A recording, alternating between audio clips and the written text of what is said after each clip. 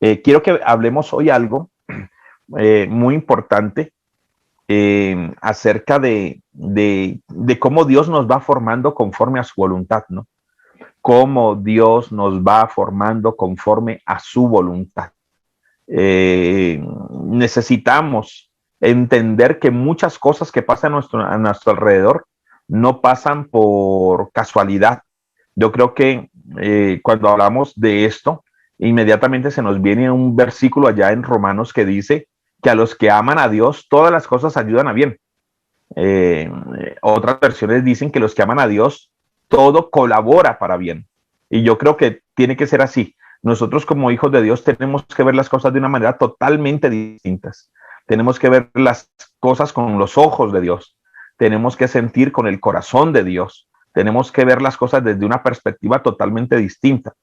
Y nosotros hemos entendido que para la iglesia del Señor, para los que hemos creído en Él, para los que le amamos o creemos que le amamos, todas las cosas ayudan a bien. Y sea positivo o sea negativo, porque por lo general la gente siempre está esperando cosas buenas que ayudan para bien y las cosas malas pues ayudan para mal. Pero creo que el mundo también se ha contagiado y más ahorita con todo lo que está pasando, el mundo también maneja ese concepto de que las cosas negativas pueden ayudar para bien y adagios chinos y bueno, hay tanta cosa que el ave fénix. Uno escucha a muchos hermanos diciendo como el ave fénix nos levantaremos de las cenizas. La verdad que no es una buena manera de dar un ejemplo, ¿no? El ave fénix habla de algo muy distinto de lo que está hablando la palabra de Dios. El mensaje del ave fénix es reencarnación, es mitología. No necesitamos recurrir a la mitología ni a la reencarnación para hablar de volvernos a levantar. Creo que la Biblia nos da suficientes elementos para no decir como el ave fénix, sino como el Señor se levantó en medio de los muertos. Porque es que cuando uno estudia un poco del ave fénix, durante mucho tiempo estuve estudiando muchas cosas de mitología y el concepto del ave fénix es muy fuerte, ¿no? Eso habla de reencarnación. Bueno, es otro cuento, pero no necesitamos hablar de eso. Con entender que el Señor nos levanta, con entender que Él convierte un valle de huesos secos y los levanta como un ejército, para entender que Él murió en el tercer día y al tercer día resucitó. Creo que hay suficientes elementos en la Biblia para nosotros decir a los que amamos a Dios, todas las cosas nos ayudan a bien.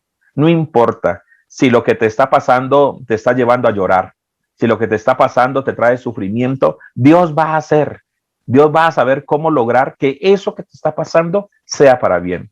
Y yo siempre he creído que nosotros somos moldeados y nosotros somos moldeados por dos grandes razones. Escúchese bien, dos grandes razones. Posiblemente usted diga 10, 15, 20 razones por las cuales el cristiano es moldeado por Dios. Pero permítame, yo solamente le quiero decir dos cositas, dos cosas. O dos razones por las cuales nosotros somos moldeados para llegar a la estatura del varón perfecto. Dos razones por las cuales nosotros tenemos que ser moldeados y Dios nos trata de muchas maneras. Es, número uno, para llegar a la estatura del varón perfecto. Y número dos, por causa del llamado y el ministerio. Nosotros somos barro, amados. La Biblia nos dice que nosotros somos barro. Y como barro, nosotros tenemos que ser moldeados para que de nosotros salga una vasija, salga un joyero. Recuerde que hace algunos meses hablábamos acerca de que la Biblia habla de que el mundo fue creado. El hombre, el hombre fue formado, pero la mujer fue diseñada. Casi que cuando uno va a la Biblia y busca esas tres palabras, y Dios creó todas las cosas, y Dios formó al hombre, y Dios hizo de la mujer, cuando uno busca esas palabras, uno se da cuenta que el mundo fue creado de la nada. El hombre fue formado.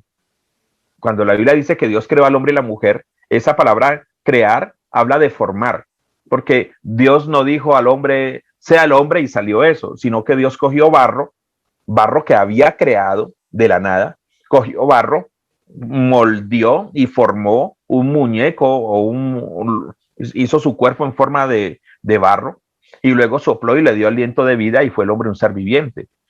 Entonces el mundo entero fue creado de la nada. El hombre no fue creado de la nada. Dios utilizó barro, o sea que nosotros somos formados. Y la mujer, pues cuando la Biblia habla de la mujer que sacó una costilla del hombre e hizo la mujer, la palabra es esa palabra e hizo una mujer tiene que ver más con arquitectura, pero pues eso ya lo hablamos. Solamente quiero llegar a decir que nosotros somos formados. Y como nosotros fuimos formados del polvo de la tierra, en nuestro carácter, por nosotros haber, por Adán y Eva y la humanidad haberse apartado de los caminos de Dios, pues nosotros venimos a ser simple barro. Barro que Dios poco a poco va a ir formando con sus manos y tiene dos grandes propósitos. Primero, que lleguemos a la estatura del varón perfecto, que es Cristo Jesús. Nuestro modelo es Cristo Jesús, que lleguemos a la estatura del varón perfecto. Y luego, por causa de un llamado y de un propósito, pues Dios a cada uno nos va formando de una manera distinta. Me gusta mucho Efesios 4:12. Efesios 4:12 dice, a fin de perfeccionar a los santos para la obra del ministerio, para la edificación del cuerpo de Cristo, hasta que todos lleguemos a la unidad de la fe y del conocimiento del Hijo de Dios, a un varón perfecto, a la medida de la estatura de la plenitud de Cristo. Entonces, todo lo que Dios permite a su alrededor, todos los ingredientes que Dios pone a su alrededor, en sí, a grosso modo, es para formarnos a la estatura del varón perfecto. Nosotros en Cristo somos simple barro, simple barro. Creo que nosotros sabemos ser barro. Y nosotros en Cristo somos, la humanidad es barro. ¿Qué hace cuando nosotros venimos a los pies de Cristo y le aceptamos como Señor y Salvador? Que Él coge barro de todo ese lodazal y empieza a formar, a formar. Cristo modelando y el Señor formándonos, el Espíritu Santo formándonos para que lleguemos a la estatura de ese varón perfecto. Pero también dice Efesios 4:11, dice que a fin de perfeccionar a los santos para la obra del ministerio. Entonces, Dios quiere moldear tu carácter para que tú y yo lleguemos a la estatura del varón perfecto, para que nos parezcamos a Cristo en su carácter. Pero Dios también quiere moldearnos a ti y a mí por razón de un llamado, de un propósito, el plan que Dios tiene para cada uno de nosotros. Nosotros éramos barro de un lodazal, Él nos tomó con sus manos de misericordia y nos está formando. Usted y yo no éramos así antes de conocer a Cristo. Usted y yo no éramos así, nuestro temperamento no era así, nuestro carácter no era así. Pero gracias a la obra redentora de Cristo y la obra del Espíritu Santo, en cada cristiano, Él va formando en nosotros. Por eso es que hoy en día usted va a visitar a sus vecinos, a sus amigos, o a sus compañeros de cole, o a sus compañeros de universidad, y ellos tienen que reconocer en usted que ha habido un cambio. Y quizás muchos se manden la mano a la cabeza y diga, ¿usted? No, pero si usted era lo más peligroso del colegio, si usted era si usted era y empiezan a decir que era uno, y uno se alegra porque uno dice, bueno, qué bueno que alguien está notando el cambio. Uno mismo no nota el cambio, ¿no? Eso es como cuando uno mismo se ve y uno se ve gordito, uno se ve flaquito, pero cuando hay gente que ha dejado de verlo, te ven y ellos te dan la realidad. Ay, estás más flaco, uno se ve igual. Pero lo bueno es cuando las demás personas ven que en verdad ha habido un cambio y que ese cambio ha sido para bien producto del evangelio. Ahora, ¿por qué Dios nos permite o por qué Dios permite que nosotros seamos moldeados de tantas maneras? Es que mire, amados, nosotros somos moldeados, Dios permite situaciones en sus vidas, en mi vida, para moldearnos. Pero ¿cuál es la razón? A veces permite dolor, permite tristeza, permite desgracia, permite necesidad, permite hambruna. Dios permite tantas cosas en nuestras vidas. Por eso dice la Biblia, a los que aman a Dios, todas las cosas ayudan a bien. Si la Biblia dice que a los que aman a Dios, todas las cosas ayudan a bien, significa que no todo lo que nosotros vamos a experimentar es bueno, o sea, bueno para nosotros, pero ayuda a bien. O sea, ¿cómo convertir una situación difícil en algo positivo? ¿Cómo convertir una situación difícil en una enseñanza? ¿Cómo convertir una crisis en una oportunidad? ¿Cómo convertir un momento de dolor en algo que posiblemente mañana va a traer alegría? Es como la corrección. La Biblia dice que la corrección en ningún momento es motivo de alegría para el Padre, pero que después va a dar un fruto agradable. Pues Dios como Padre a veces nos tiene que corregir, Dios como Padre en ocasiones nos tiene que permitir que pasemos por valle de sombra de muerte. Dios en ocasiones nos tiene que permitir que pasemos por el valle de los huesos secos. Dios en ocasiones nos tiene que permitir pasar por muchas situaciones, pero la Biblia dice que eso no es motivo de gozo para él. Sabía que a Dios no le gusta verlo a usted sufriendo. A Dios no le gusta verlo a usted llorando por tristeza. A Dios no le gusta verlo a usted pasando necesidad. A Dios no le gusta eso. Por eso dice la Biblia que la disciplina en ocasiones no es motivo de alegría, pero Dios sabe que después va a dar un fruto apacible. Eso es como cuando uno corrige a uno de nuestros hijos o cuando usted corrige a sus hijos. Hay que ser sinceros. Corregir a un hijo no da alegría. Cuando yo corrijo a alguno de mis hijos, yo creo que no da alegría. A veces me quedo pensando y me elevo por un momentico. Ay, no me alegra a mí corregirles, pero me da una confianza que eso va a dar un fruto. Y por causa de ese fruto, valió la pena una corrección. No me sales al parque, no tal cosa, no lo uno, no lo otro, te quito esto, no me juegas, no me ves más televisión, no me ves más Wii, me paran las consolas, no lo uno, no lo otro. Siente uno que como que, ay, estoy siendo el malo de la película, pero inmediatamente llega ese pasaje a la Biblia, a la mente nuestra, que dice que la disciplina en ningún momento es motivo de alegría, pero después dará fruto apacible. Y después ese fruto apacible va a decir, hombre, valió la pena. Entonces, Dios es igual. Y bueno, igual no, mucho mejor que nosotros. Dios, cuando nos tiene que hacer pasar por una situación difícil, no es que Él se alegre. No es que Dios está sentado en la nube más grande, toteado de la risa, a ver cómo usted se parte el lomo. Dios no está sentado encima de su trono, viendo usted cómo llora, cómo grita, cómo se desespera. Eso no le agrada a Dios. Lo bueno es que tenemos un Dios que tiene el control completo del futuro y Él sabe que las lágrimas que hoy lloraremos o las lágrimas que hoy derramamos mañana se convertirán en alegría. Que la escasez que hoy tenemos posiblemente nos está preparando mañana para un poco de abundancia.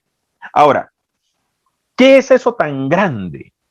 ¿Qué es eso tan grande que Dios tiene preparada para nosotros, sus hijos?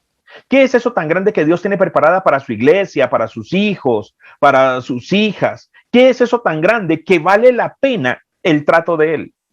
¿Qué es eso tan grande que vale la pena los clavos en la cruz del madero, los clavos en las manos y en los pies de Jesús? ¿Qué es eso tan grande que valió la pena todo el trato que Dios le hizo a Job? ¿Qué es eso tan grande y tan valioso que valió la pena todo el trato que Dios le hizo a Abraham? ¿Qué es eso que vale la pena, tan valioso que vale la pena cada lágrima que usted y yo hemos derramado? ¿Qué es eso tan valioso? O sea, tiene que ser un tesoro muy tremendo. Si a usted y a mí nos dicen, vea, allá en el fondo, allá al final hay una olla con oro y lingotes de oro, pero usted tiene que cruzar todas estas piedras hirviendo con fuego y alacranes y culebras. Pues yo creo que si a usted le dice, mire, la competencia consiste en esto, cruce en medio de culebras, serpientes, llamas ardiendo, lava, porque al final usted va a encontrar un bombombum. Pues usted dice, no, la verdad que no vale la pena. No vale la pena quemarme, que me piquen por un bombombum. Vea, camine, espinos, dolor, angustia, porque al final usted va a encontrar un masmelo. O sea, yo por un masmelo no pago el precio. Yo por un masmelo, y creo que ninguno de nosotros va a peligrar su vida por un masmelo. Pero si a usted Dios viene y le dice, mira, hay serpientes, hay escorpiones, hay piedras hirviendo, pero al final hay una olla o un balde. Al final hay tesoros, oro, diadema, esmeraldas, joyas. Usted dice, llego quemado, pero me voy a esforzar porque el premio es mayor. Entonces, eso mismo le estoy diciendo hoy a usted. Todo esto que Dios moldea en nosotros y todo el trato que Dios hace con su iglesia, ¿qué hay al final que uno pueda decir, vale la pena? El apóstol Pablo entendía que había al final, que valía la pena, amados. Cualquier sufrimiento, cualquier lloro, cualquier lamento, cualquier tribulación, cualquier angustia, vale la pena. Y entonces eso lo encontramos en Primera de Pedro 1, versículo 3. Primera de Pedro, versículo 1 al 3. Allí vamos a encontrar que hay al final que vale la pena. Que usted hoy pueda leer este pasaje, subrayarlo y decir, esto es lo que hay al final. No, vale la pena. Vale la pena lo que estoy pasando, vale la pena levantarme, vale la pena guardarme, vale la pena cuidarme, vale la pena andar en santidad, vale la pena sacrificar, vale la pena. Porque si el sacrificio es grande, es porque la recompensa es grande. Y sabe una cosa, al final en el cielo usted no se va a encontrar un masmelo ni un bombón. Al final, mire lo que dice Primera de Pedro 1:3. Bendito el Dios y Padre de nuestro Señor Jesucristo, que según su grande misericordia nos hizo renacer para una esperanza viva, por la resurrección de Jesucristo de los muertos, para una herencia incorruptible, incontaminada e inmarcesible, reservada en los cielos para vosotros, que sois guardados por el poder de Dios mediante la fe, para alcanzar la salvación que está preparada para ser manifestada en el tiempo postrero, en lo cual vosotros os alegráis, aunque ahora por un poco de tiempo, si es necesario, tengáis que ser afligidos en diversas pruebas, para que sometida a prueba vuestra fe, mucho más preciosa que el oro, el cual, aunque perecedero, se prueba con fuego, sea hallada en alabanza, gloria y honra cuando sea manifestado Jesucristo, a quien amáis sin haberle visto, en quien creyendo, aunque ahora no lo veáis, os alegráis con gozo inefable y glorioso, obteniendo el fin de vuestra fe, que es la salvación de vuestras almas. Mire qué tremendo este pasaje. Mire qué tremendo cuando nosotros podemos decir, wow, o sea, ¿qué hay al final del camino? Permítame, se lo quisiera leer en la NTV. En la NTV, Primera de Pedro 1:3, acá sí está la NTV, Primera de Pedro 1:3. ¿Qué dice la Biblia que hay al final del camino? ¿Qué dice la Biblia que uno pueda decir, pues vale la pena? No hay un masmelo, no hay un dulcecito, hay toda una bendición allí esperándonos y la Biblia lo deja muy claro. Entonces, veamos lo que dice Primera de Pedro 1, del 3 al 9. Dice así: que toda la alabanza sea para Dios, el Padre de nuestro Señor Jesucristo. Es por su gran misericordia que hemos nacido de nuevo, porque Dios levantó a Jesucristo de los muertos. Ahora vivimos con gran expectación y tenemos una herencia que no tiene precio. Amados, al final dice la Biblia que por causa de la obra redentora de Cristo en la cruz del Calvario, la Biblia dice que tenemos una herencia que no tiene precio. Escúchese bien, una herencia que no tiene precio. Una herencia que está reservada en el cielo para ustedes.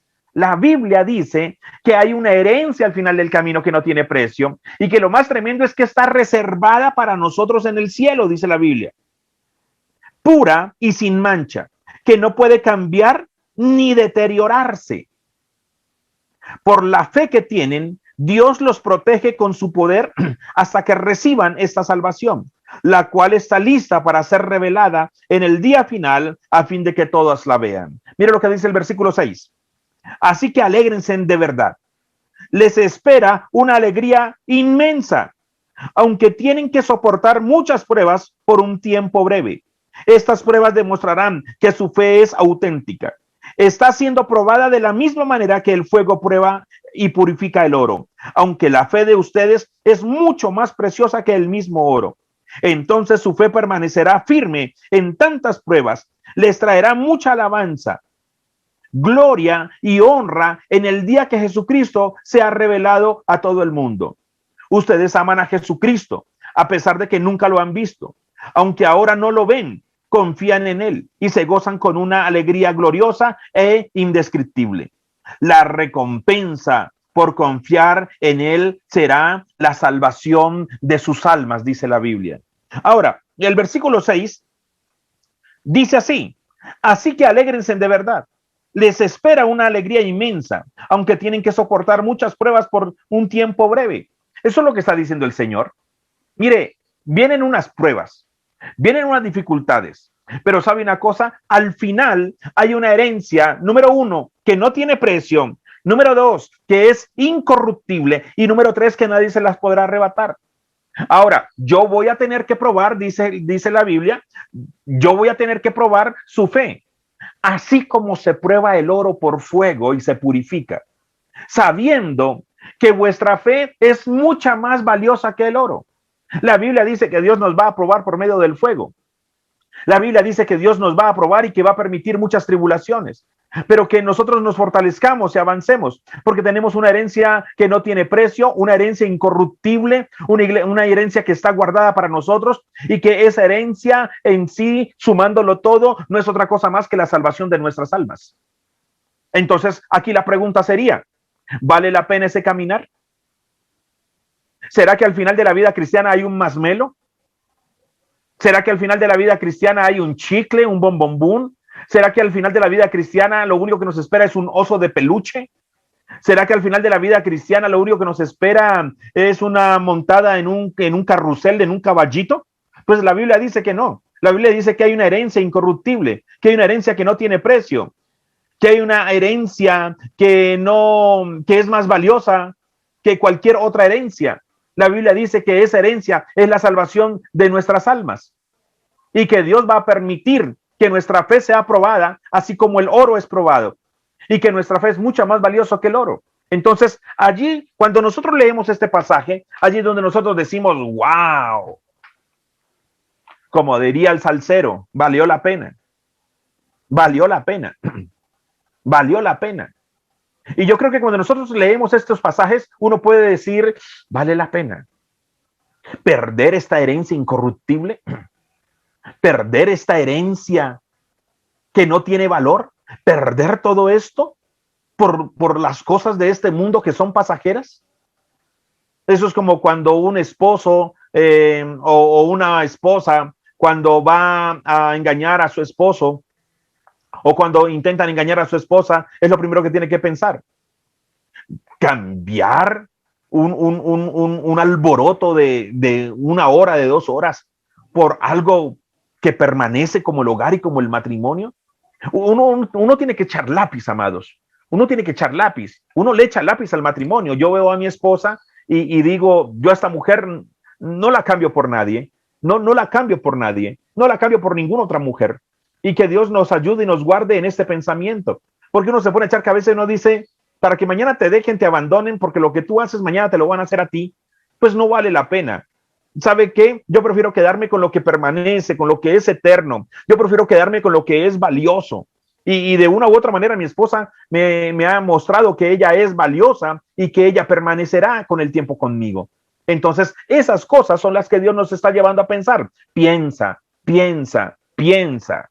Bendito el Dios y Padre de nuestro Señor Jesucristo, que según su grande misericordia nos hizo renacer para una esperanza viva por la resurrección de Jesucristo de los muertos, para una herencia incorruptible, incontaminada e inmarcesible, reservada en los cielos para vosotros, que sois guardados por el poder de Dios mediante la fe, para alcanzar la salvación que está preparada para ser manifestada en el día postrero, en lo cual vosotros os alegráis, aunque ahora por un poco de tiempo, si es necesario, tengáis que ser afligidos en diversas pruebas, para que, sometida a prueba vuestra fe, mucho más preciosa que el oro, el cual, aunque perecedero, se prueba con fuego, sea hallada en alabanza, gloria y honra cuando sea manifestado Jesucristo.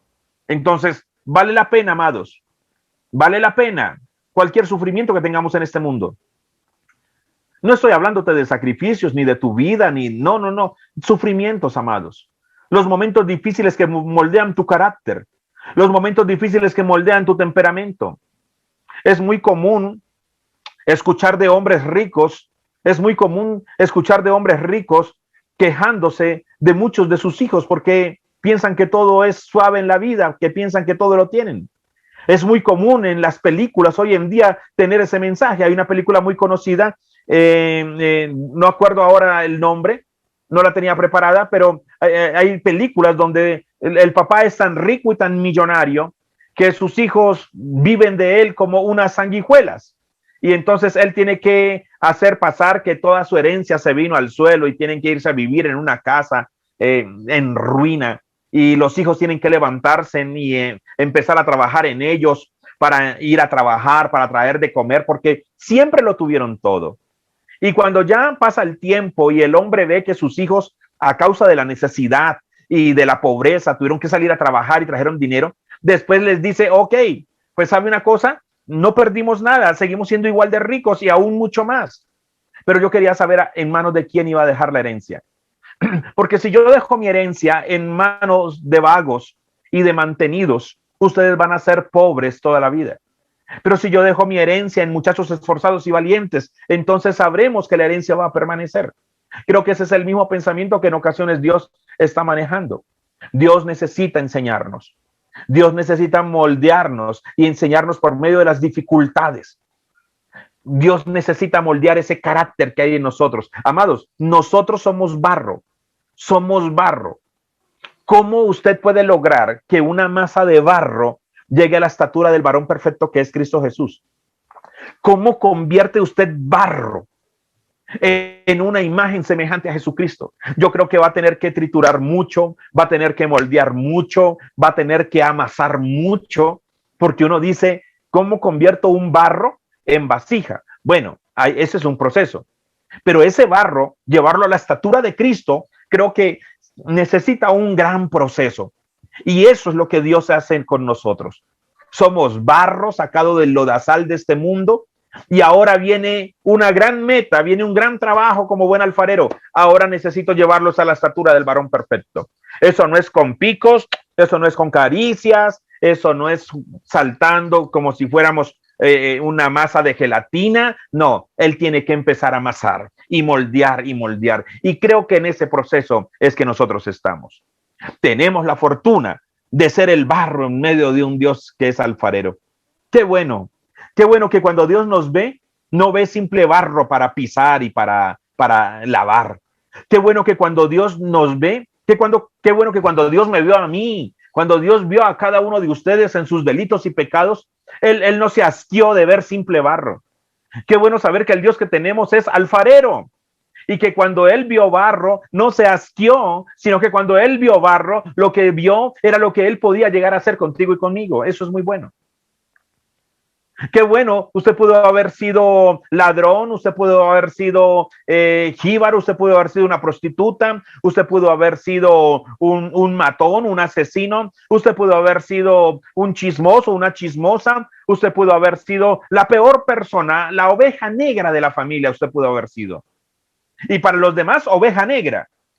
Pero qué bueno que el Dios que usted tiene, el Dios en el cual usted ha creído, ese Dios en el cual usted ha creído, es un Dios que es alfarero.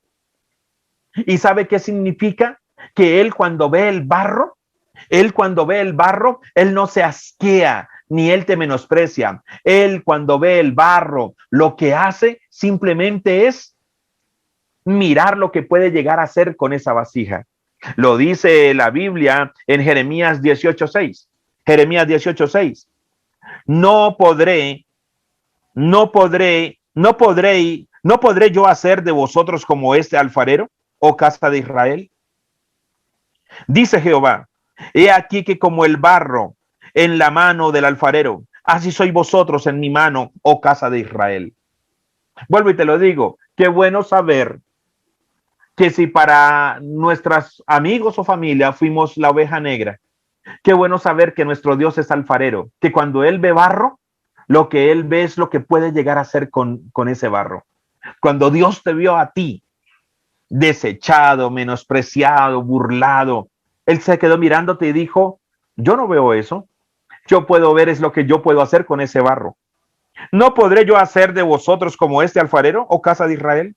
Dice Jehová, he aquí que como el barro en la mano del alfarero, así sois vosotros en mi mano, oh casa de Israel. Dios utiliza toda situación para mostrarse como sanador, como proveedor y suficiente. ¿Sabe una cosa? Cada situación que usted y yo vivimos, Dios la utilizará. Cada crisis, cada problema, cada enfermedad, cada necesidad que usted y yo vivimos, Dios la utilizará para mostrarse como sanador, para mostrarse como proveedor, para mostrarse como suficiente. Porque en nuestras angustias y en nuestras penas, solos no estamos. Solos no estamos. Él prometió que estaría con nosotros todos los días hasta el fin del mundo. Él prometió que no nos dejaría. Él prometió que era más fácil que nos dejara padre y madre, pero Él nunca nos dejaría. Él prometió que nos acompañaría, que no nos dejaría. Él prometió que nos tomaría de la mano derecha y aunque resbaláramos, Él nos sostendría por la mano derecha, nos sostendría y no nos dejaría tropezar. Él prometió que sus ángeles mandaría para que nuestro pie no tropiece. Amados, solo no estamos. No te podemos decir que no vas a tener días difíciles. No podemos prometerte, como pastores no podemos prometerte que no vas a tener días difíciles. Pero como pastores basados en la palabra de Dios, lo que sí podremos decirte es que nunca llegarás a tener un día sin Dios. Como pastores no podemos prometerte que no hayan días difíciles. Pero conforme a lo que dice la palabra de Dios, lo que sí podemos prometerte es que nunca tendrás un día sin Dios, porque Él prometió que estaría siempre con nosotros. Hechos 9:15. El Señor le dijo, ve, porque instrumento escogido me es este, para llevar mi nombre en presencia de los gentiles y de reyes y de los hijos de Israel, porque yo le mostraré cuán necesario es padecer por causa de mi nombre. Qué tremendo. Esta escena es de Saulo de Tarso, cuando se encuentra con Jesús y queda ciego. Él se va a una casa, allí está, luego Dios le habla a un hombre llamado Ananías y le dice, Ananías, ve. Pero el Señor, ese es el que persigue a la iglesia. Ve, porque lo voy a utilizar. Lo voy a utilizar. Instrumento escogido me es. Ananías ya estaba desechando a Saulo de Tarso. Ananías ya había visto lo que le había pasado a Esteban. Sabía muy bien, Saulo de Tarso tenía reputación de perseguidor de la iglesia. Y ahora viene Ananías y Dios le dice, ve y ora por él para que imponga las manos. Pero Señor, posiblemente Ananías pensó, Señor, ¿y si me atrapa y si me agarra? ¿Y por qué hacerle bien a alguien que está persiguiendo a la iglesia? Eso era lo que Ananías estaba pensando acerca de Saulo de Tarso. Pero lo que Dios estaba pensando acerca de Saulo de Tarso era, instrumento escogido me es este, para llevar mi nombre en presencia de los gentiles y de reyes y de los hijos de Israel. Porque yo le mostraré cuánto le es necesario padecer por mi nombre. Ah, pues ahora se había cambiado la cuchara. Ahora se había cambiado el plato. Él perseguía a la iglesia. Ahora Dios lo utilizaría para llevar su evangelio delante de reyes y de gobernadores. Pero le enseñaría lo que era necesario padecer por causa del evangelio. Y vaya, si el apóstol Pablo menciona toda una lista de lo que él le tocó sufrir. Pero sabe una cosa, el sufrimiento en los hijos de Dios no es gratis. El sufrimiento en los hijos de Dios tiene un plan y tiene un propósito, porque la meta es grandísima, el tesoro que está al final es grande, amados. Saulo de Tarso, muchos lo estaban menospreciando, pero Dios lo estaba mirando con ojos de propósito, con ojos de alfarero. Posiblemente muchos a ti te ven con ojos de menosprecio, pero Dios te está viendo a ti con ojos de alfarero. Qué bueno saber que yo soy barro y Dios me está viendo a mí con ojos de alfarero. Me gustaría ver la cara de un alfarero cuando ve buen barro. Me gustaría ver la cara de un alfarero. Me imagino que es cuando un niño ve un juguete. Me imagino que es cuando uno entra a una librería y ve un buen libro. Me imagino cuando alguien que ama la comida entra a un buen restaurante. Creo que con esos ojos Dios estaba mirando a Saulo de Tarso. Lo estaba mirando diciéndole, a pesar de que Ananías estaba diciendo, oh no, Señor. Dios le estaba diciendo a Ananías, ve Ananías, porque instrumento me es este útil. Le voy a usar, pero también le voy a enseñar lo que es necesario. Ve, no importa, amados, cuánto el mundo te esté menospreciando, Dios te está mirando con ojos de alfarero. Y Él sabe que todo sufrimiento, y Él sabe que toda angustia y toda necesidad en medio de los hijos de Dios es para provecho y tiene propósito. Mire lo que dice la palabra de Dios en 2 Corintios 4:7. 2 Corintios 4:7. Pero tenemos este tesoro en vasos de barro, para que la excelencia del poder sea de Dios y no de nosotros. Que estamos atribulados en todo, mas no angustiados. En apuros, mas no desesperados. Perseguidos, mas no desamparados. Derribados, pero no destruidos. Me gusta mucho este pasaje, porque dice la Biblia que estamos atribulados en todo, mas no angustiados. Luego dice, en apuros, mas no desesperados, perseguidos, mas no desamparados, derribados, pero no destruidos. La Biblia dice que nosotros vamos a pasar por distintos momentos, que vamos a pasar por tribulación, que vamos a pasar por apuros, que vamos a ser perseguidos, que vamos a ser derribados. La Biblia ya dice que va a pasar eso, pero que solos no estamos, porque la Biblia lo deja muy claro. Atribulados en todo, angustiados no. En apuros, desesperados no. Perseguidos, desamparados no. Derribados, destruidos no. O sea, que la carrera del cristiano va a pasar. No le estoy diciendo que que no hay momentos felices, claro que sí. Pero pues no estoy interesado en hablar de los momentos felices. Estoy interesado más en que podamos entender a la luz de la palabra que Dios utilizará muchas situaciones difíciles para moldear nuestra fe. Que el carácter de Moisés no se dio saltando entre las flores. Que el carácter de Elías no se dio comiendo helado simplemente. Que el carácter de David no se dio simplemente en la casa de su padre, sino allá a solas, luchando con el oso y con el león. Que el carácter del rey, que el dulce corazón, el hombre conforme al corazón de Israel, que el dulce cantor de Israel, su carácter no fue formado producto de pasarla bien, sino de que fue menospreciado, de que cuando el profeta vino y dijo, tráeme a tus hijos, los llamó a todos y no a él, que fue perseguido por su rey llamado Saúl, mientras él tocaba el arpa, querían matarlo, fue perseguido. O sea, el carácter de David, el hombre conforme al corazón de Dios, no se dio producto de saltar y caminar entre flores, amados, sino que fue producto de las crisis y de los momentos difíciles. Entonces el Señor dice, mira, ¿vas a ser qué? Vas a ser atribulado, pero no te preocupes, yo voy a estar allí para que tu fe no llegue a la angustia. Vas a estar en apuros, pero no te preocupes, yo te voy a dar la fe necesaria para que no te desesperes. Vas a ser perseguido, pero no te preocupes, solo no estás. Si me toca correr contigo, voy a correr contigo, pero desamparado no estás. Y sabe una cosa, te van a derribar, pero nunca te van a matar. Qué tremendo esa promesa. El Dios de Goliat no era el Dios de David. El Dios de Goliat no tenía a Jehová como Dios, porque sabe una cosa, Goliat fue derribado con una piedra y luego David lo mató con una espada. Goliat fue derribado y fue destruido. Sin embargo, la Biblia dice que nosotros seremos derribados, pero no seremos destruidos. Esa es la confianza que nosotros tenemos. Ese es el Dios que nosotros tenemos. Podemos estar confiados y podemos estar tranquilos. Amados, en medio del dolor, Dios forma en nosotros la misericordia. ¿Sabe que Dios utiliza el dolor para moldear en ti la misericordia? A veces necesitamos tener misericordia, la misericordia del Dios vivo. Amados, la misericordia que dice la Biblia que de tal manera amó Dios al mundo que ha dado a su Hijo unigénito para que todo aquel que en él crea no se pierda, mas tenga vida eterna.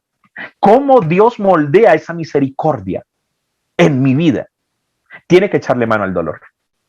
Porque usted puede ir y recibir toda una clase de misericordia y ser inmisericordia.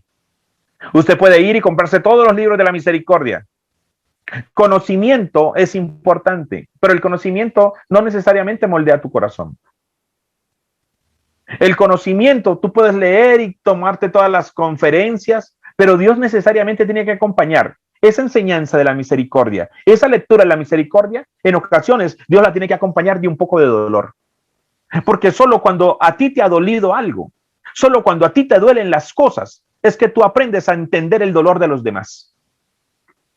Cuando a ti no te duele nada, cuando a ti no te hace falta nada, cuando tú no has aguantado hambre, cuando no has estado en una clínica, no sabes la situación que sufre alguien encerrado en una clínica. Cuando no has aguantado hambre, no tienes misericordia del que en la calle te pide un pedazo de pan. Cuando no has enfermado, no tienes misericordia de aquel que está moribundo.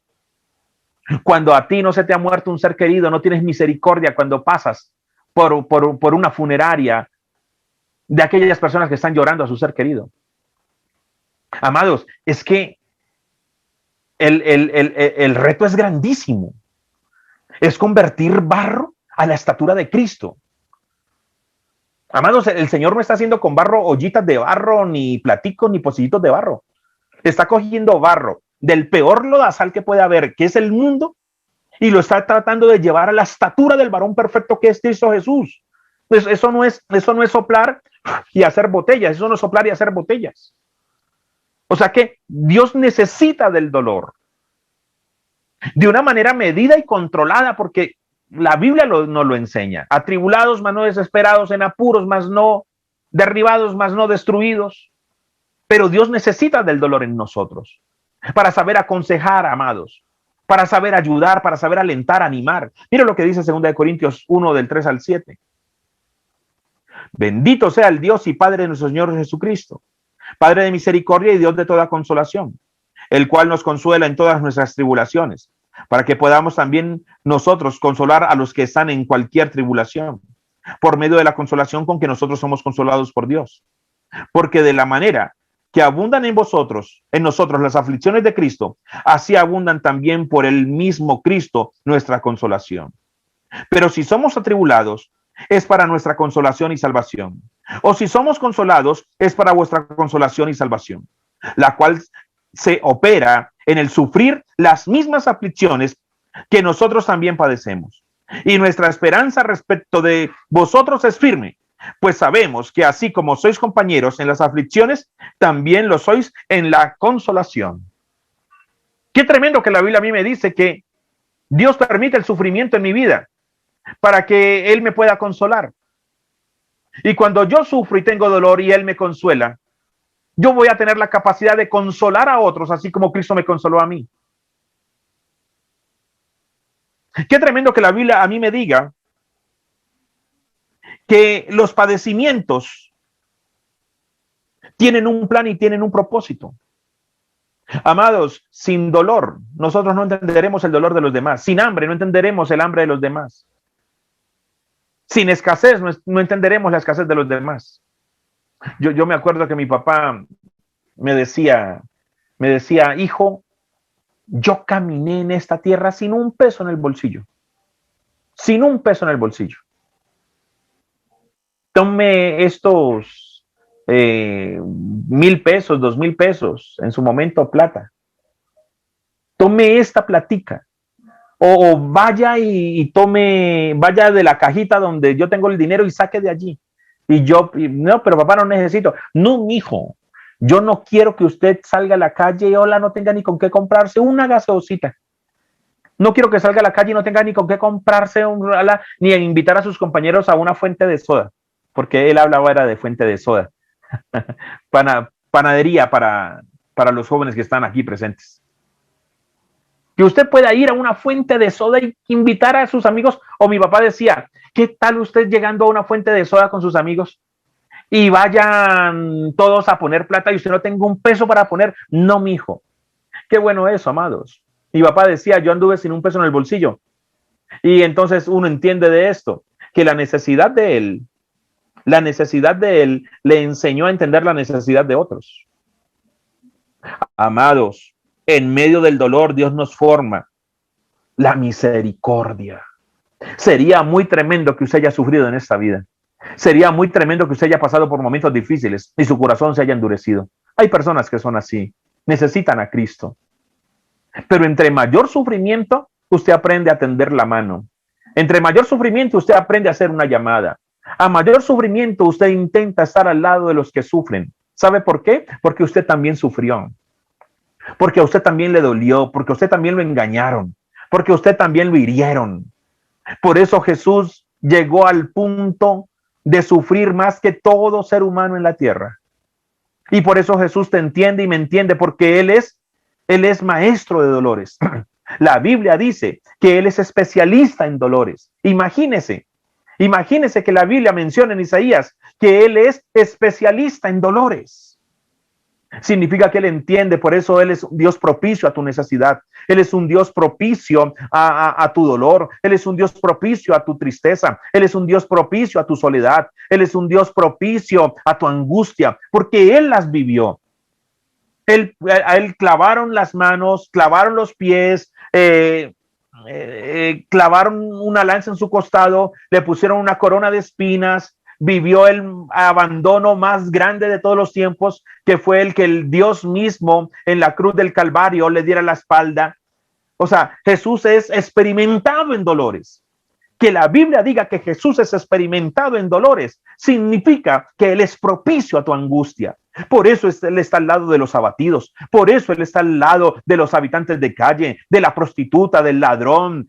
Por eso Él está al lado de los que sufren, del jíbaro, del drogadicto.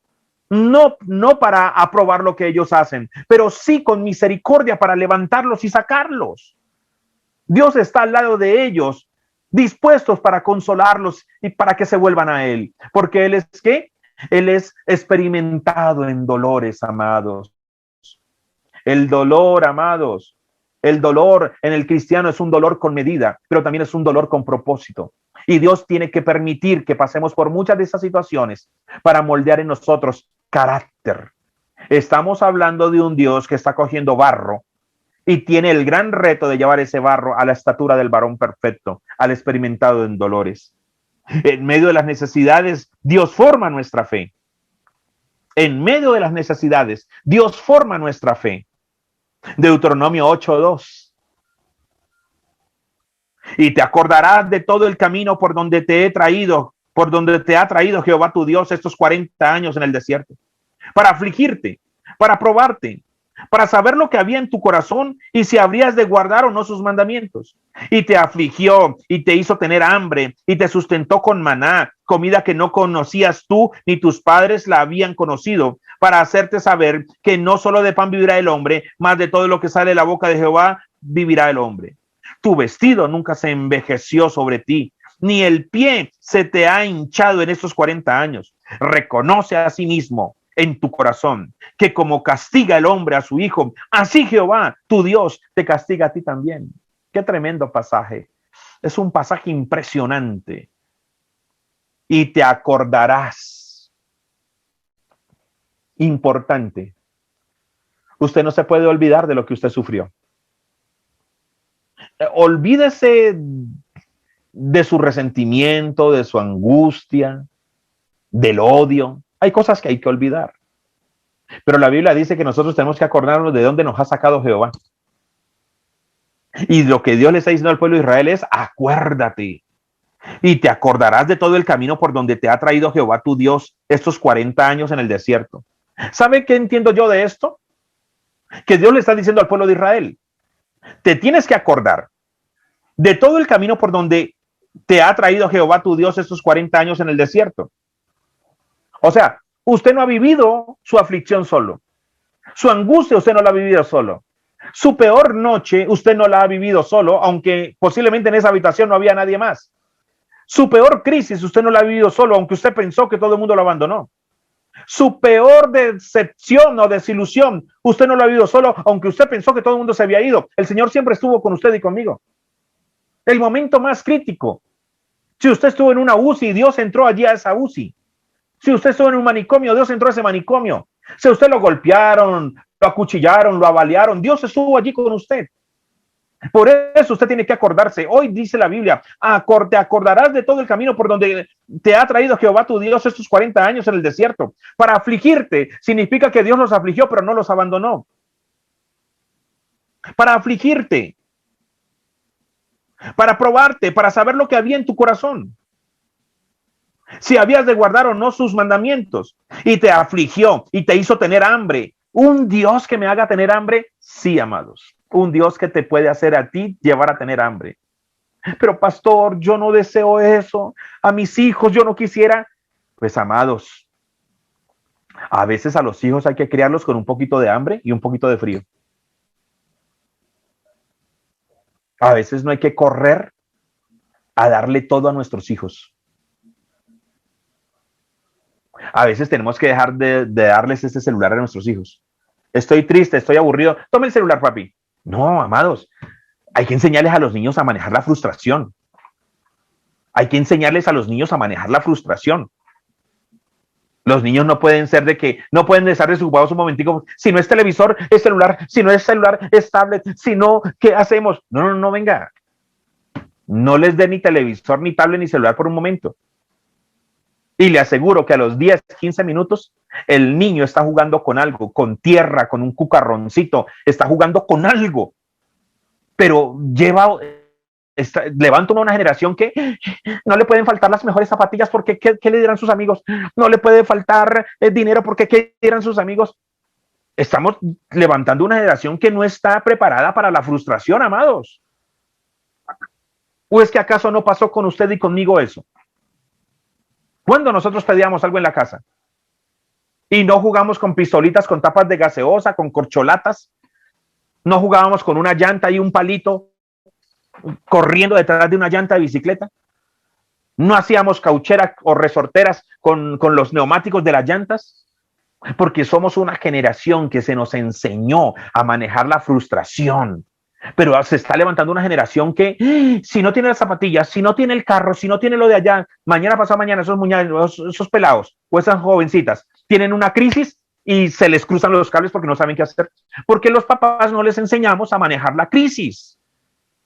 Pues amados, la Biblia dice que tu Dios y mi Dios, el Dios de Juan 3:16, porque de tal manera amó Dios al mundo que ha dado su Hijo unigénito, para que todo aquel que en él crea no se pierda, mas tenga vida eterna. El Dios de Juan 3:16, el Dios de primera de Juan 4:8, Dios es amor. El que no ama no ha conocido a Dios, porque Dios es amor. Ese Dios, dice la Biblia,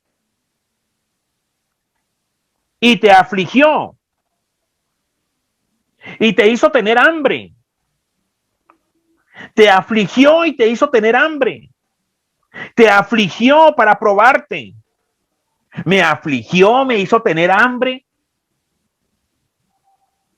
Me hizo pasar por crisis. Ese Dios, sí. ¿Por qué dice allí? Para afligirte, para probarte, para saber lo que había en tu corazón. Si habías de guardar o no sus mandamientos. O sea que, amados, las crisis, la escasez en ocasiones, Dios la permite. ¿Sabes para qué? Para enseñarte que por ahí no es.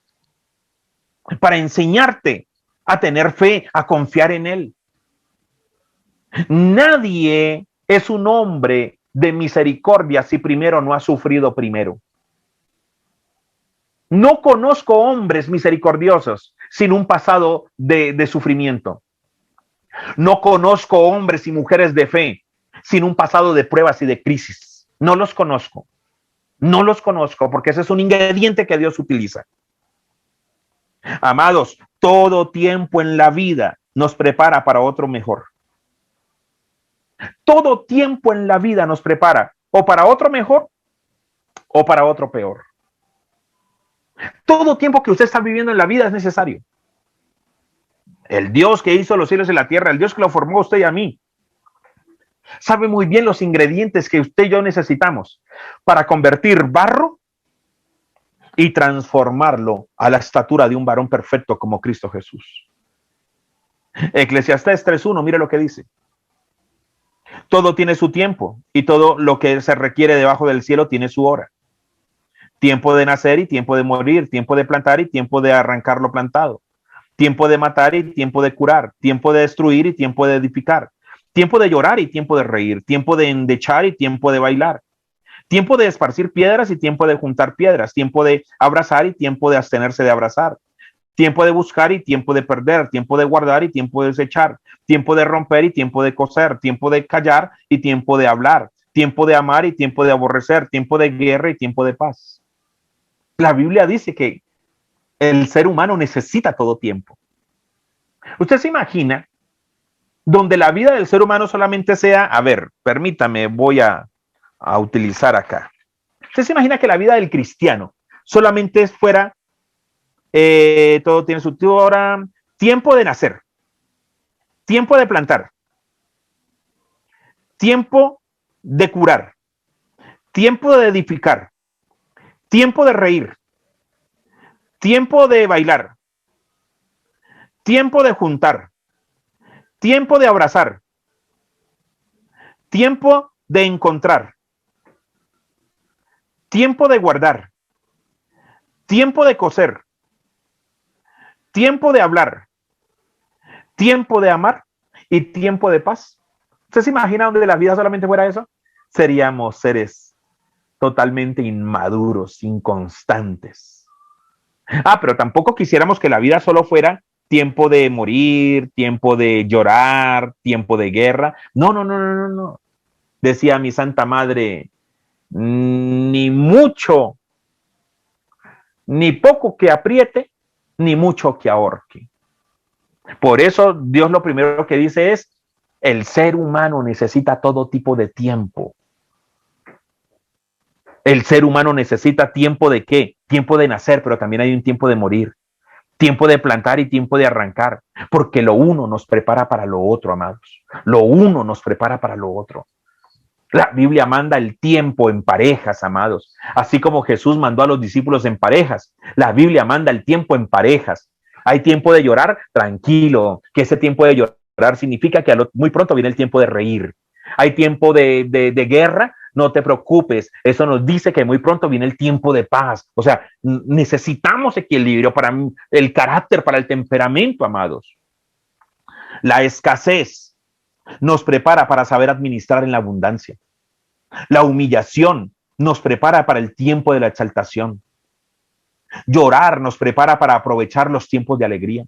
La soledad nos prepara para valorar la compañía. El dolor nos prepara para estimar cada día o cada instante de la vida. La enfermedad, la escasez, la soledad nos prepara para gozarnos aún en los momentos más difíciles. No sabemos lo que tenemos hasta que lo hemos perdido. Y no sabemos cuánto hemos perdido hasta que no recordamos lo que teníamos. Lo necesitamos, amados. Si Dios mandó los tiempos de la vida en pareja, es porque el uno necesita del otro. Yo conozco muchas personas que han ganado un dineral. He oído de personas que han ganado un dineral ganándose la lotería. Pero también conozco y he oído de personas que conforme llegó ese dinero, muchos no lo supieron aprovechar. Y como tan ricos, como tan pronto fueron ricos, tan pronto volvieron a ser pobres. Porque una cosa es enriquecimiento y otra cosa es prosperidad. El enriquecimiento es dinero de la noche a la mañana. Prosperidad es dinero más sabiduría. Y si hay una manera de sostener herencias, es prosperidad. La prosperidad es el concepto que mantiene las herencias. Padres dejando herencias a hijos, pero hijos sabios. Pero cuando padres dejan herencias a hijos botaratas, ricachones, eso es pobreza para toda la vida. Por eso, amado, la mayor herencia no solamente es lo económico, la mayor herencia es el corazón, la sabiduría, el temor a Dios. Me llama tanto la atención este pasaje. Y a veces uno dice, no, es tiempo de llorar, eso es del diablo. No, no, no, hace parte del carácter de Dios para tu vida. No, pero ¿cómo así? Tiempo de nacer, amén, tiempo de morir. No, eso es del diablo. La muerte hace parte de la vida, amados. Tiempo de plantar y tiempo de arrancar lo plantado. No, amén, gloria a Dios, tiempo de plantar. Dios te va a permitir a ti plantar y un día de arrancar. Tiempo de matar y tiempo de curar, tiempo de destruir y tiempo de edificar.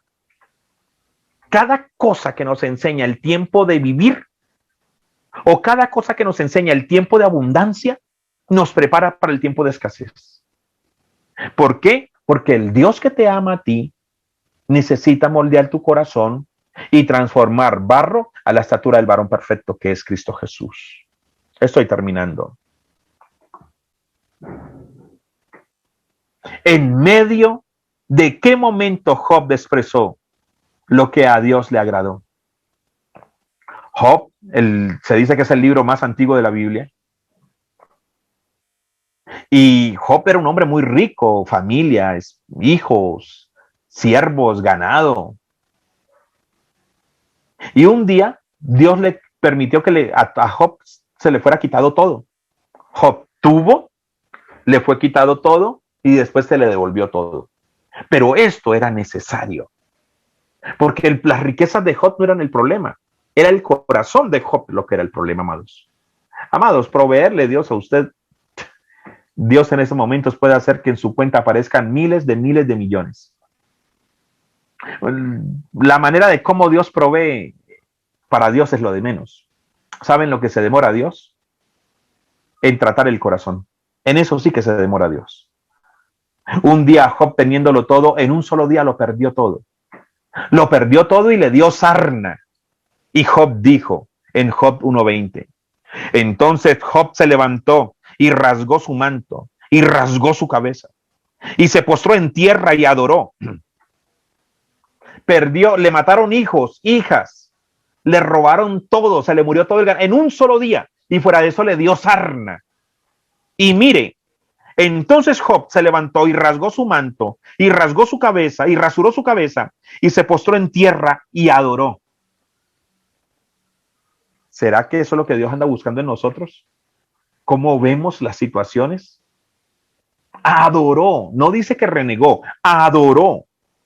Y dijo, mire lo que dijo Job, el día que amaneció siendo el hombre más rico y el día que anocheció siendo el hombre más mísero de la tierra.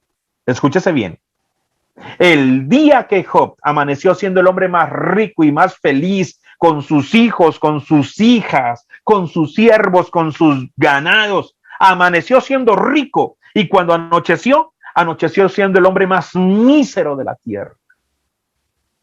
Ese día Job dijo, desnudo salí del vientre de mi madre, y desnudo volveré allá. Jehová Dios y Jehová quitó. Sea el nombre de Jehová bendito. En todo esto no pecó Job, ni atribuyó a Dios despropósito alguno.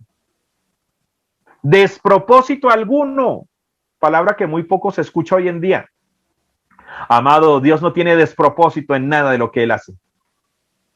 Dios no tiene despropósito en nada de lo que Él hace. Todo lo que Dios hace tiene propósito. A Job se le murieron los hijos. A Job quedó en pobreza, en miseria, lo robaron, le dio sarna. Y él, lo último que vio fue un despropósito. En todo vio un propósito. Pasado todas las dificultades, en el versículo 20, capítulo 42, versículo 1 dice, respondió Job a Jehová y dijo, yo conozco que todo lo puedes y que no hay pensamiento que se esconda de ti. ¿Quién es el que oscurece el consejo sin entendimiento? Por tanto, yo hablaba lo que no entendía, cosas demasiado maravillosas para mí que yo no comprendía. Oye, te ruego y hablaré, te preguntaré y tú me enseñarás. De oídas te había oído, mas ahora mis ojos te ven. Por tanto, me aborrezco y me arrepiento en polvo y en ceniza. Y luego el versículo 10 del capítulo 42 dice, y quitó Jehová la aflicción de Job cuando él hubo orado por sus amigos y aumentó al doble todas las cosas que había sido, y Dios le duplicó todo a Job. ¿Sabe una cosa? Note algo. Note esto y estoy terminando. El hombre más rico del mundo, en un instante Dios lo vuelve el hombre más pobre del mundo. Y al final del capítulo, posiblemente en un mismo día, Dios le pudo haber devuelto a Job todo. Mire que para Dios dar o quitar lo puede hacer en un instante. ¿Sabe en qué se demoraron los 42 versículos del libro? En tratar el corazón de Job. Dios en un solo versículo le pudo haber quitado y le pudo haber devuelto todo a Job. Pero se demoró 42 capítulos de la Biblia simplemente tratando el corazón. Amados, Dios está buscando moldear nuestro corazón. Dios está buscando que todo lo que vivamos entendamos que en nada hay despropósito, como dijo la Biblia acerca de Job. Ahora, usted no está solo. Regáleme estos 5 minuticos de toda su atención. Usted no está solo. No es que Dios lo tiró a este mundo a sufrir, porque Él prometió que Él nunca lo dejaría. Él prometió, como le dijo al pueblo de Israel, he caminado contigo todos estos años para afligirte. Abandonados nunca, amados. El único hombre que fue abandonado por Dios fue Jesús en la cruz del Calvario. Pero ¿sabes una cosa? La única razón por la que Dios abandonó a Jesús en la cruz era para no abandonarnos ni a ti ni a mí en el infierno. La única razón de que Dios abandonó, cuando Jesús dijo, Dios mío, ¿por qué me has desamparado? El único ser que fue desamparado por Dios fue Jesús. Pero para no desampararnos ni a ti ni a mí, nada, nada tiene despropósito en Dios.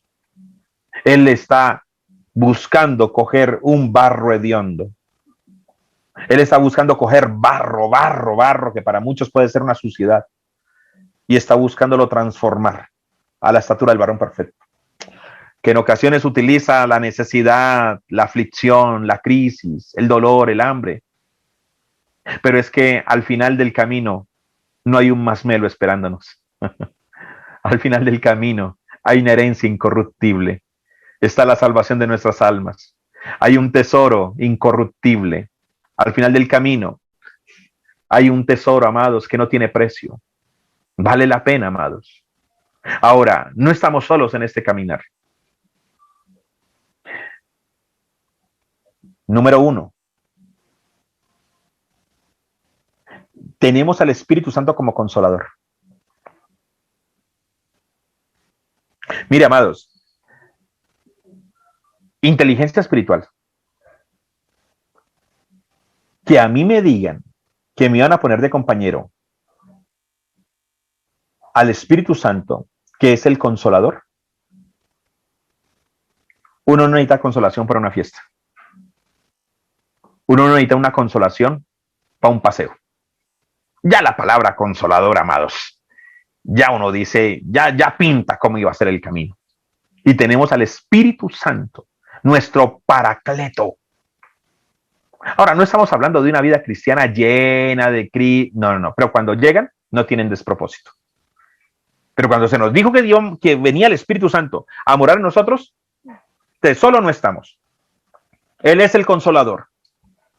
Él es el que está con nosotros. Es más, cuando Jesús dijo, y aquí yo estaré con vosotros todos los días hasta el fin del mundo, no se estaba refiriendo a Él, sino que se estaba refiriendo al Espíritu Santo, porque Él volvía al Padre. Entonces, en medio de nuestra aflicción, solo no estamos. Si usted mira hacia atrás y ve la crisis que usted ha vivido y que hasta el día de hoy usted y yo podemos decir, Ebenezer, hasta aquí nos ha traído el Señor, es por causa de que el Espíritu Santo ha estado con usted, nuestro compañero de camino, el mejor amigo de la novia, porque si Juan Bautista fue el mejor amigo del novio, el Espíritu Santo es el mejor amigo de la novia. No nos dejará, sino que un día nos entregará en las bodas del Cordero al Hijo de Dios. Número 1. Número 2. No estamos solos tampoco. Tenemos la palabra de Dios. ¿Sabe? La palabra de Dios es el manual que nos dice eso que estamos viviendo para qué es. La Biblia nos enseña que no hay despropósito en ningún trato de Dios. Y me gusta que el libro de Job haya utilizado la palabra despropósito. Porque es que Dios no se levanta un día diciendo, a ver, ¿a quién le friego la vida hoy? ¿A quién le friego la vida hoy? A ver, busquemos por orden, freguémosle la vida hoy a Diego, freguémosle. No, en Dios no hay despropósito, amados. En Dios todo hay un propósito. Y este libro llamado la Biblia, nos consuela, ella es viva, ella es eficaz. Léala. Si no tiene una, vaya, cómprese una. Búsquese una, léala. Se dice que es el libro que mayor número de lágrimas ha generado en el mundo. Se dice que es el único libro que tiene la capacidad de hacer llorar de principio a fin a todos sus lectores. Porque sabe una cosa, en ella hay vida. Aquí le dice el Señor que Él lo ama. Aquí le dice el Señor que Él lo cuida. Aquí le dice el Señor que Él no lo ha dejado, que no lo ha abandonado. Aquí le dice el Señor que a los que aman a Dios las cosas ayudan a bien. Mire, en la aflicción no estamos solos, tenemos un manual. Vaya al manual. Número 2. Número 3. Tenemos la oración. En medio de la crisis tenemos la oración. La oración que Él prometió que siempre escucharía. Clama a mí, yo te responderé. La oración que dice aquel salmo que tanto me gusta. Este pobre clamó a Jehová. Jehová le oyó y le libró de todas sus angustias. Y por último, tenemos a los hermanos en la fe. Tenemos los hermanos en la fe. Tenemos a los hermanos en la fe. Y sabe una cosa, amados, yo creo que tenemos que replantear mucho el concepto, porque a veces como que nos perdemos el concepto de que somos hermanos. A veces a uno le dicen, vea, pastor, le presento a mi hermano en la fe y mi hermano de sangre. ¿Sabe una cosa? Nosotros somos hermanos de sangre también. Y una sangre más valiosa, que es la sangre del Cordero de Dios. Y si usted dice que usted ama más a sus hermanos y pone a los de la familia de la fe, sí, ámelos. Pero los hermanos en la fe tienen que tener una relevancia altísima más. Tanto así que la Biblia dice que cuando vayamos a hacer bien, primero hagamos el bien a los de la familia de la fe. No le estoy diciendo que deje de amar a su hermanito, a su hermanita, que tiene su mismo apellido. Pero nosotros somos hermanos de sangre. Porque si no fuera por la sangre del Cordero de Dios, nosotros no seríamos hijos del mismo Padre, del mismo Dios. En medio de la crisis, busque un hermano en la fe, busque a su pastor, busque a su pastora, busque un hermano en la fe que ore por usted. Mire, amados, que en medio la crisis puede ser más llevadera. Cualquier crisis que usted esté viviendo puede ser más llevadera, sabiendo que usted tiene al Espíritu Santo. No lo ignore. Sabiendo que usted tiene la palabra de Dios porque ya consuela, sabiendo que usted puede orar, sabiendo que su Padre lo escucha y sabiendo que usted tiene una familia en la fe a la cual usted puede acudir en los momentos de necesidad. Entonces, solos no estamos, desamparados tampoco. Qué bueno que caímos en las manos, qué bueno que nuestro Dios, el Dios que nos rescató, el Dios nuestro, qué bueno que es alfarero. Qué bueno que es alfarero, porque para lo que otros es suciedad, Él nos mira con ojos de alfarero. Anoche venía una palabra, dormido venía una palabra a mi mente. Y cuando me desperté, tenía muy claro de qué quería hablar. Hoy a las 6 de la mañana más o menos tenía mucha claridad. Yo me levanté y dije, bueno, necesito saber de qué quiero hablar. Y venía a mi mente, toda la noche estuvo en mi mente una palabra: calostro espiritual. Calostro espiritual. Y yo en mi oración le preguntaba al Señor, Señor, ¿calostro espiritual? Y lo único que venía a mi corazón era, yo estoy alimentando a mi iglesia con calostro espiritual. Posiblemente para muchos no es muy rico, posiblemente es insabora. Yo probé calostro de mis hijos, del que le daban a mis hijos yo lo probé. La verdad que es lo más vitamínico de la leche, pero yo no quiero un vaso de calostro. No lo quiero, no quiero repetir esa escena. Pero era lo que les daba nutrientes, es lo que los prepara, es la mejor leche que puede salir de mamá. Y durante toda la noche solo tenía en mi mente calostro espiritual. Yo los estoy llenando de vitamina, yo los estoy fortaleciendo, yo les estoy dando cosas que son altamente provechosas. Así nosotros no la veamos. Así veamos en todo algo, no me gusta, ¿por qué a mí? ¿Por qué a mí? Dios lo que nos está preparando es que crezcamos, que ya no seamos como niños fluctuantes, sino que podamos crecer con vianda, un buen vianda, porque Él nos está tratando a nosotros, Él nos está formando, Él nos está mirando con cara de alfarero. Qué bueno saber eso. Les amamos, les bendecimos en el nombre de Jesús. Y espero que pueda ser de mucha edificación esta enseñanza. Bendiciones del Altísimo.